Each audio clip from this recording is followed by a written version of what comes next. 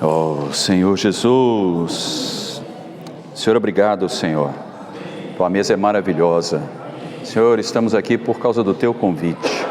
Na verdade, todas as coisas o Senhor deu a nós, até mesmo a fé que nós nem tínhamos, mas o Senhor proveu tudo para nós.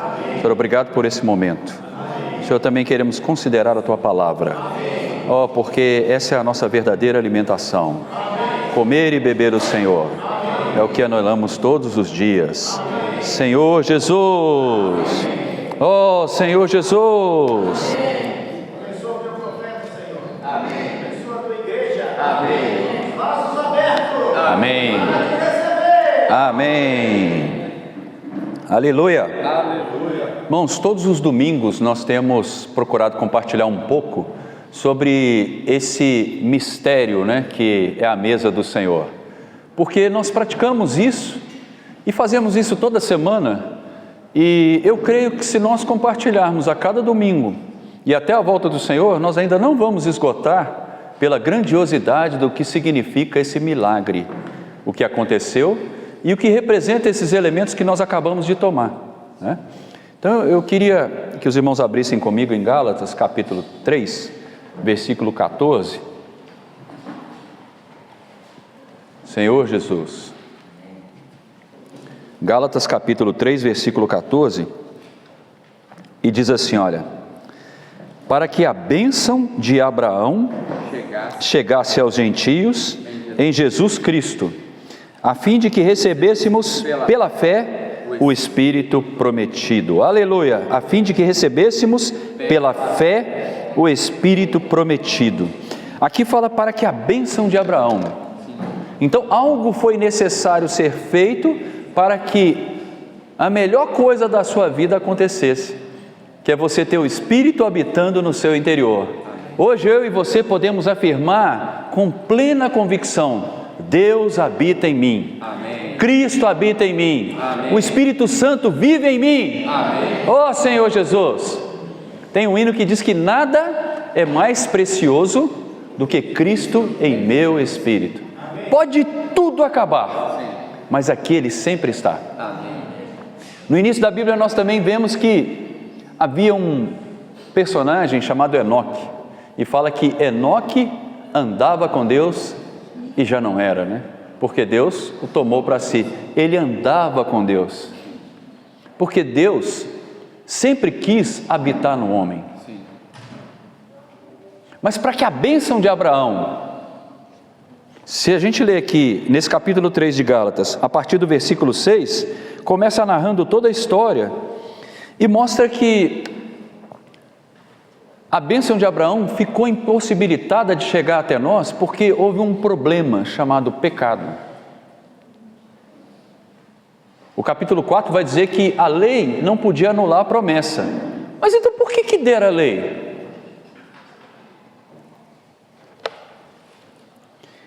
Nesse mesmo capítulo 3, versículo 19 diz assim: qual pois a razão de ser da lei? Foi adicionada por causa das transgressões, até que viesse o descendente a quem se fez a promessa. Quer dizer que o descendente de Abraão não era na verdade Isaac. Isaac era apenas uma figura do Cristo que ia ser oferecido por nós. Deus sempre quis que o homem recebesse Cristo como alimento em sua vida. Amém. Quando Deus cria os céus e a terra e planta um jardim, lá nesse jardim Ele coloca a árvore da vida, que era para o homem se alimentar da árvore da vida. E no Novo Testamento, Jesus se revela, dizendo assim: eu sou a verdadeira árvore da vida. Capítulo 15 de João fala: eu sou a videira verdadeira e meu pai é o agricultor. O pai plantou. É difícil a gente entender, No Novo Testamento, em João 6, aqueles que ouviam as palavras diziam assim: dura esse discurso. Por quê? Porque o Senhor dizia: quem não come a minha carne e não bebe meu sangue, não vai ter vida eterna, não vai viver. Vamos ler João capítulo 6.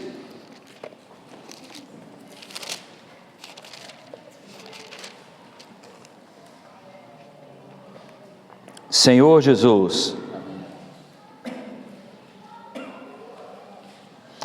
Versículo 53 diz assim: respondeu-lhes Jesus. Está respondendo a pergunta do 52, né? Que eles estavam, os judeus estavam lá. Como é que pode? Né? Versículo 52: como pode este dar-nos a comer da sua própria carne? Aí o Senhor responde no 53: em verdade vos digo, se não comerdes a carne do Filho do Homem e não beberdes o sangue, não tendes vida em vós mesmos. Quem comer a minha carne e beber o meu sangue, tem a vida eterna. Senhor Jesus, quem comer a minha carne e beber o meu sangue, tem a vida eterna. De um lado, nós não queremos pegar esses símbolos que nós tomamos aqui agora e fazer uma substantificação, né? Dizendo que houve uma transformação, aquele pão se tornou o corpo de Cristo. Por um lado, o pão que nós partimos é o corpo de Cristo. Assim como a árvore da vida que estava no jardim do Éden era Cristo. Mas Adão não estava vendo Cristo, ele estava vendo uma árvore. Talvez você olha para cá e vê um cálice, vê um pão, eu não estou vendo um homem aqui, eu estou vendo uns símbolos. Mas o Senhor diz: este pão é o meu corpo, este cálice é o meu sangue. Vamos ler isso? Mateus capítulo 26.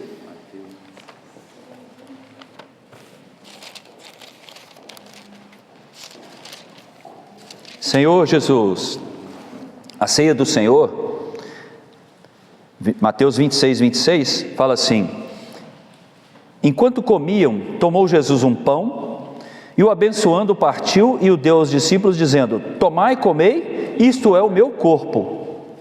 Essa hora deve ter dado um nó na mente deles, né? Como assim? Isso aqui é o meu corpo? Estou vendo ele aqui, eu estou vendo o homem está aqui na minha frente. Como assim esse pão é o meu corpo? Mas eles creram. Amém. Aleluia, eles creram. Amém. E comeram. Amém. Em seguida ele tomou um cálice. Versículo 27: a seguir tomou um cálice e, tendo dado graças, o partiu, o deu aos discípulos, dizendo: bebei dele todos. Vou até abrir um parênteses aqui. Às vezes nós criamos uma religião de que a mesa do Senhor é algo santo, então dependendo da minha condição não posso tomar. Aí passa os elementos por mim, aí eu não sei, né? Você passa por mim, eu falo assim, não quero. Aí eu acho que o João Miguel brigou com a Amélia hoje, né? Não tomou o pão. Mas irmãos, qual é o motivo para eu não beber? Tem algum? Aqui o Senhor estabeleceu e diz assim, bebei dele todos, se... Tem algum se aqui? Não tem. O Senhor falou, bebei dele todos. Sabe por quê, irmãos? Esse cálice, ele representava para o Senhor tudo que era amargo, tudo que era negativo, todo o pecado da humanidade, todas as coisas que eu e você, até mesmo vamos cometer ainda. Está ali, incluído. Quer dizer, uma briguinha ali com a esposa, pisou no rabo do gato, xingou o motorista do Uber. Irmão, isso não é motivo para eu deixar de beber. Sim, por um lado, eu não posso beber indignamente, mas o sangue do Senhor, esse mesmo que é representado pelo cálice, foi derramado em meu favor. Amém. Deus é um Deus cheio de tolerância, irmãos. Aqui em Gálatas 3 fala que esse sacrifício de Cristo, vou voltar lá para Gálatas 3, né? Olha que coisa maravilhosa isso, irmãos. Eu vou ler a partir do versículo 6, diz assim: é o caso de Abraão, que creu em Deus e isso lhe foi imputado para a justiça. Então quer dizer que não foi por causa das obras de Abraão, não é porque ele era um cara diferenciado lá no meio da caldeia, não é porque ele era um cara bacana que sabia falar bem, é porque ele creu. Amém. E isso satisfaz o coração de Deus. Amém. Segundo Hebreus capítulo 11 versículo 6, diz que sem fé é impossível agradar a Deus. Então o que agrada a Deus? Quando nós cremos. O irmão Ismael citou o Salmo 116, né? Que darei ao Senhor? Invoca o nome do Senhor, bebe o cálice, porque isso é uma prática de quem creu. Amém. Então, Continuando aqui, versículo 7. Sabei, pois, que os da fé é que são filhos de Abraão. Por quê? Porque aqui as igrejas dessa região da Galácia, elas estavam recebendo a visita de cristãos que tinham a natureza judaica e gostavam de praticar as coisas da lei. E estavam mandando os irmãos se circuncidar e fazer um monte de coisa, e falando assim, vocês têm que seguir a gente porque nós somos filhos de Abraão, somos os descendentes de Abraão. Eu falei assim, aí Paulo falou assim, na verdade os filhos de Abraão são os da fé. Deus considera filhos de Abraão aqueles que, como Abraão, creem também. Versículo 8. Ora, tendo a Escritura previsto que Deus justificaria pela fé os gentios, pré-anunciou o Evangelho a Abraão. Então não era só para judeu. Mesmo na antiga aliança, havia já sido dito pelo Senhor que o Espírito seria dado a todos, judeus e gentios. Porque fala, em ti serão abençoados todos os povos. E realmente, se a gente for lá para Gênesis capítulo 12, quando Deus faz a promessa para Abraão, ele fala assim, em ti serão abençoadas todas as famílias da terra. Ali ele não fez distinção entre os babilônios, os judeus, até mesmo os filisteus. Puxa, será? Será que filisteu pode? Se ele crer no Senhor, ele vai deixar de ser um filisteu para ser um cristão. Qualquer um. Porque às vezes a gente pensa assim, mas não, esse não. Versículo 9, de modo que os da fé são abençoados com o crente Abraão. Todos quantos, pois, são das obras da lei, estão debaixo da maldição da lei, porque foi escrito, maldito todo aquele que não permanece em todas as coisas escritas no livro da lei para praticá-las. Então não adianta eu querer trazer apenas um item da lei, né? Por exemplo, minha conversão em 1970 e alguma coisa foi na Adventista, onde se guardava o sábado e observava a dieta santa. E eu durante muitos anos tive muita dificuldade carregando aquela tradição, tentando me libertar. Por um lado, o meu espírito interiormente gritava, dizendo assim, será que é isso que Deus quer? Será que é isso quando eu leio a Bíblia? Porque havia uma luta em mim, interior, né? Às vezes quando a gente está muito tempo num lugar, às vezes a gente ainda fica questionando, está escrito na Bíblia, Deus, o Espírito está me incomodando, mas a tradição fala muito forte. Então era difícil me libertar. Só que se você cumpre um preceito da lei, ou 2 ou 3, você tem que cumprir todos os outros. Não apenas os 10 mandamentos, mas todas as outras 603 ordenanças. Juntando com os 10 são 613 ordenanças. E no mundo judeu você fica fascinado de ver, porque eles dizem assim, dessas 613 ordenanças, 365 são negativas. É o não faça, não pode, tal, não. 365 são os dias do ano, dizendo que cada dia do ano você não pode pecar. É como você levantar e falar, não posso pecar. E os outros 248 são os positivos, dizendo faça isso, faça aquilo. 248 são os ossos do corpo humano, dizendo que tudo aquilo que Deus te deu é para que você faça a vontade de Deus. Essa é a tradição judaica, e eles seguem isso. Só que pergunta para um judeu se ele consegue cumprir todos os 603 ordenanças. É claro que não. E maldito aquele que não cumprir toda a lei. Ó Senhor Jesus, a lei, como nós lemos aqui no versículo 19, foi dada por causa da transgressão do homem. O homem passou a ser um homem de pecado, cometendo coisas contrárias à vontade de Deus. E Deus, quando deu os 10 mandamentos, ele falou assim, olha o meu caráter, está aqui, ó. Deus é esse que não mente, que não cobiça, que não mata, não faz nada daquilo. Mas eu não. Eu, se me fizer raiva, não podia sumir do mapa, né? Então como fazer? E se Deus deu a lei, e se a lei diz que quem peca deve morrer, o salário do pecado é a morte, por que Deus não matou todo mundo então? Vamos dar uma olhada em Romanos capítulo 3? Por que Deus não matou todo mundo já de uma vez? É tudo pecador, né? Eu mesmo estou aqui falando, podia cair um raio para acabar comigo. Pecador. A gente acha assim, né? Prende, coloca Prisão perpétua, então pena de morte. Nós pensamos assim. Romanos 3, a partir do versículo 21. Mas agora, sem lei, se manifestou a justiça de Deus, testemunhada pela lei e pelos profetas.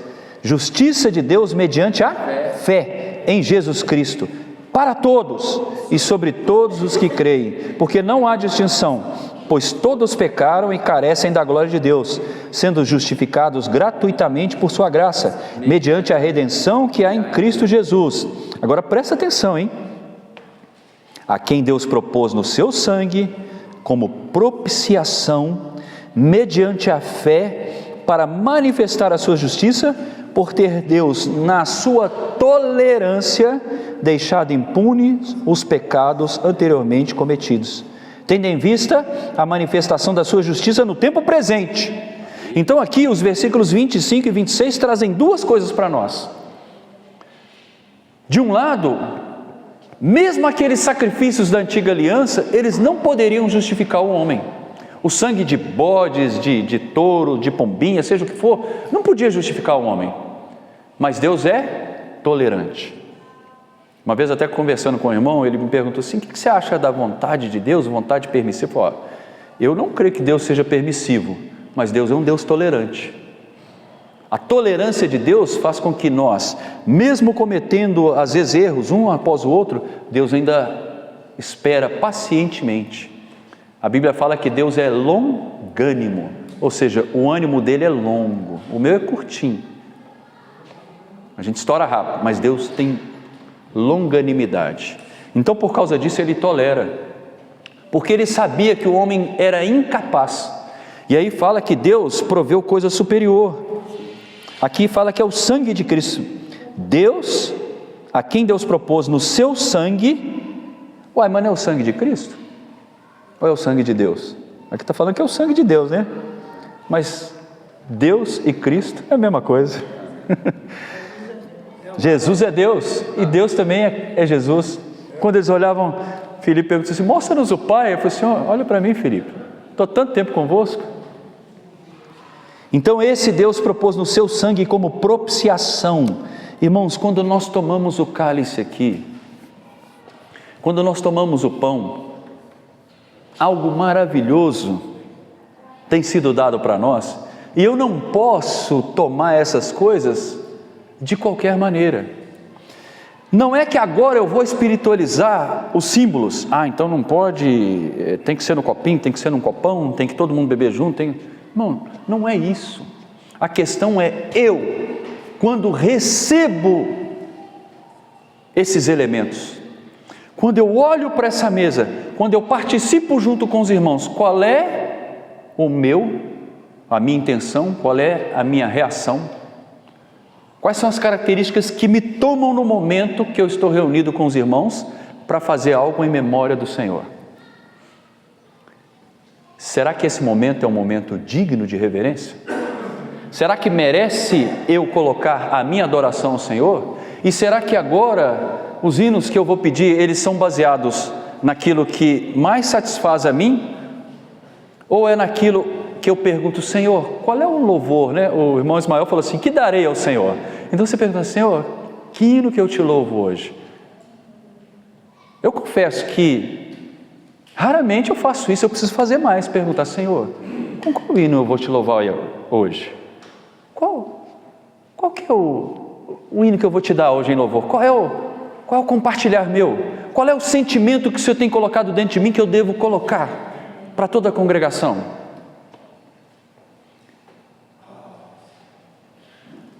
Que tal? O que o Senhor espera de nós? Senhor Jesus, amém. Irmãos, isso tudo que o Senhor fez por nós, lá em Gálatas 3, voltando para lá, versículo 11 diz assim: é evidente que pela lei ninguém é justificado diante de Deus. Então se eu tomo os elementos, pensando naquilo que eu fiz, posso fazer, ou se dá um jeito de consertar, ou se eu estou apto para partir, é evidente que pelas minhas próprias atitudes, pela minha obra particular, ou pela lei, seja ela as 613 ordenanças, ou seja as novas ordenanças que eu criei para a minha religião particular, é evidente que é impossível que eu seja justificado, porque a lei não dá vida para ninguém. Se a lei fosse capaz de dar vida, ó Senhor Jesus, não precisava O versículo 21 fala assim: é porventura a lei contrária às promessas de Deus? De modo nenhum, porque se fosse promulgada uma lei que pudesse dar vida à justiça, na verdade, seria procedente da lei. Mas aqui no versículo 11 está dizendo que é evidente que pela lei ninguém é justificado diante de Deus. Por quê? Porque o justo vive pela fé. Nós vivemos pela fé do Filho que nos amou e a si mesmo se entregou, para entrar dentro de nós e Ele mesmo se tornar a nossa fé. Irmãos, as coisas da Bíblia, elas são misteriosas. O raciocínio lógico humano, ele não consegue perscrutar as coisas de Deus. Mas nós temos a mente de Cristo. Nós temos o Espírito Santo habitando em nós. E o Espírito sonda até as coisas profundas de Deus. Então, ao mesmo tempo que diz assim, eu criei, mas ao mesmo tempo diz, o Senhor te fez crer. Você vai lá em Êxodo, é engraçado, né? Fala assim, ó, Deus endureceu o coração de Faraó. Aí no versículo seguinte fala que Faraó endureceu o seu coração. Aí no outro versículo fala que o coração de Faraó foi endurecido. Eu não consigo entender essas coisas. Ou, Deus é 3 e Deus é 1. Não consigo entender. Mas eu posso crer e desfrutar. Então aqui diz que pela lei não dá, mas pela fé é possível.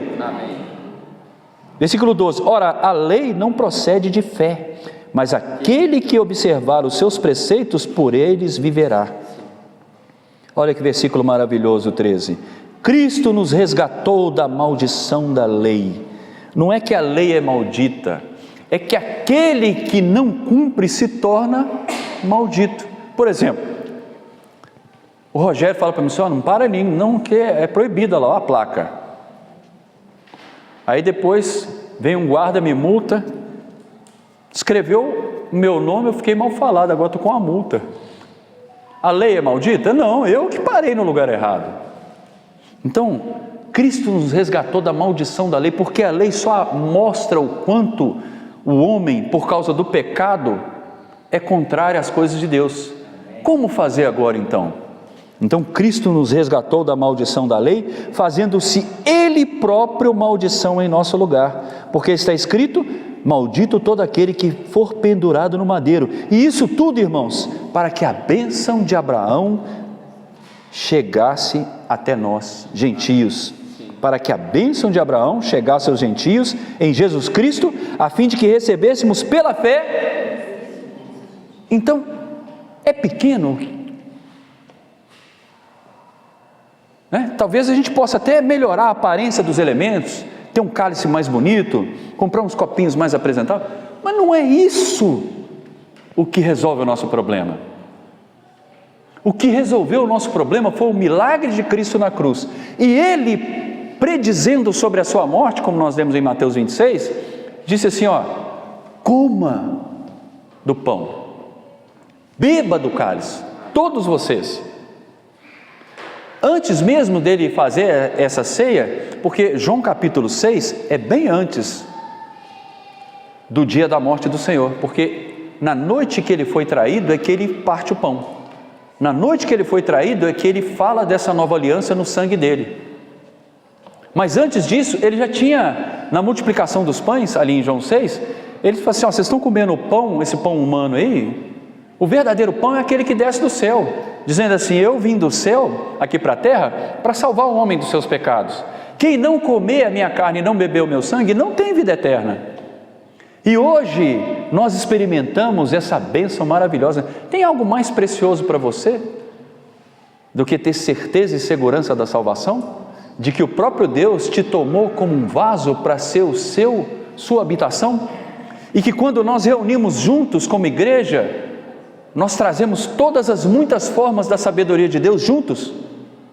E isso é tão visível, isso é tão maravilhoso, né? Eu estava comentando ontem com o Ronaldo, uma vez um irmão estava compartilhando uma palavra, e aí ele disse assim, lá em Gênesis 2, né?